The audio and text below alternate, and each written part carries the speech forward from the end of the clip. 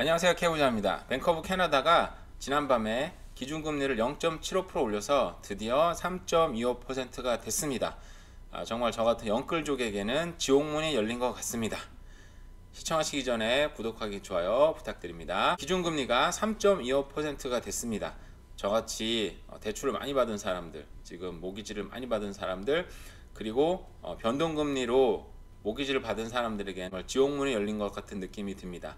왜냐하면 애초에 받았을 때보다 $500 정도 모기지를 더 내고 있거든요, 매달. 그러다 보니까 생활비가 완전 지금 바닥을 친 상태에서 굉장히 생활하기 힘들다. 뭐 저처럼 생활하는 사람도 어느 정도 있을 거라 생각이 들고요. 그러다 보니까 또 다른 기사 보면은 눈덩이처럼 커지는 신용카드 사용액. 주민들의 신용카드 이용 대금이 2019년 1분기 이후 가장 가파르게 증가했다. 소비자의 신용카드 의존도가 크게 높아지고 있다. 대부분 신용카드 쓰잖아요, 그죠? 그리고 이걸 지금 못 갚고 있는 중인 거겠죠. 자동차 월 할부금과 신용대출금도 함께 증가하고 있다. 결국 빚이 지금 증가하고 있다는 얘기입니다. 코로나 대유행 기간 동안 낮은 금리를 이용해 다수의 모기지, 대출, 그리고 이에 관련돼서 뭐 라인 오브 크레딧이라든지 다 이자율을 쌌잖아요, 그죠? 그리고 대출이 많이 늘어났었는데 여기에 지금 신용카드 이용 금액도 커지고 있다는 거예요. 왜냐하면 돈이 없으니까 일단 신용카드로 사겠죠. 그리고 그걸 지금 못 갚고 있는 사람들이 많다. 뭐 남의 얘기가 아니라 굉장히 걱정되는 상황입니다.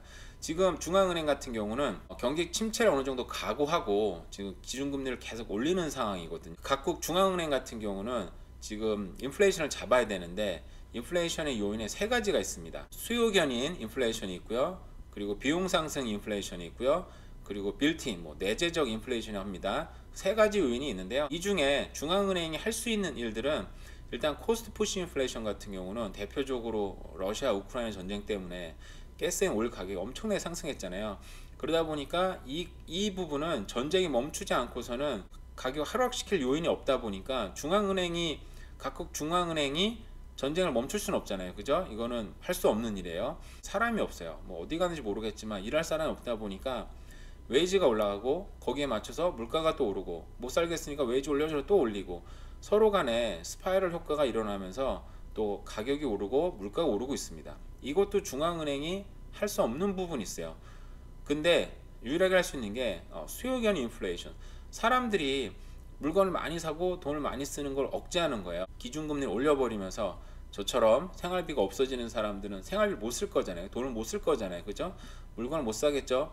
사람들이 물건을 안 사기 시작하면 가게들이 망하고 기업들이 좀 힘들어지겠죠. 그러면은 당연히 고용 불안도 일어나긴 하겠지만 경기 침체가 일어나겠죠. 그래서 디맨드 폴, 수요 견인 인플레이션을 잡는 게 지금 현재 중앙은행이 할 수 있는 일이다 보니까 지금 과감하게 지금 기준금리를 계속 올리고 있습니다. 세상에 죽을 것 같아요. 메트로 밴쿠버, 이게 프레이저 리버 위쪽 지역입니다. 여기 보시면은 작년에 비해서 거래량이 40.7%가 떨어졌다. 거의 반토막 났다는 거예요, 그죠? 그러다 보니까 가격은 당연히 떨어졌겠죠. 지난달에 비해서 3%에서 4% 정도 떨어졌다고 합니다. 이런 내용 다 아실 테고 보고요. 간단하게 우리 5년짜리 5년 트렌드를 보겠습니다. 그레이트 뱅크 5년 트렌드가 굉장히 떨어지다가 이때가 팬데믹 일어날 때잖아요. 팬데믹 때 한번 올라오고 약간 주춤하다가 작년부터 완전 가파르게 상승해서 올해 2월달에서 4월달 사이가 피크를 이뤘다가 그 사이에 떨어지고 있다고 합니다. 자, 우리가 중요하게 볼 것은 50년 가까운 데이터를 우리가 본다고 할 때, 자, 자본주의 역사는 이렇습니다. 자본주의 역사는 결국은 우상향의 그래프예요. 우상향의 그래프. 자, 여기에 서브프라임 이슈 때문에 엄청 세계 대경제 공황이 왔지만 이때 전 세계가 망할 것 같았지만 결국은 또 일어났고 그 사이에 여러 부침이 있었지만 결국은 어느 정도 지지부진한 상황을 겪다가 오르고 또 지지부진하다 오르고 또 지지부진하다 오르고 요 기간 또 거의 5년 동안 저희 지지부진하다가 팬데믹 때 여러 가지 요건에 맞아서 또 부동산 상승했습니다.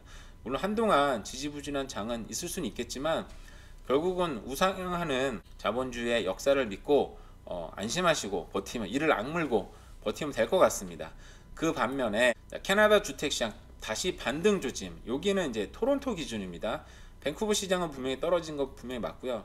근데 토론토 시장에는 소폭 반등하는 모습을 보이고 있다고 합니다. 이 토론토 시장을 보도록 하겠습니다.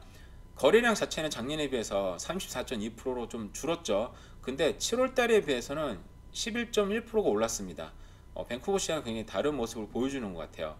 그리고 작년에 비하면 아직은 이제 하락을 했다고 하지만 여전히 작년에 비해 여전히 비싼 상태고, 그리고 7월 달에 비해서 2.1%가 상승했다고 합니다.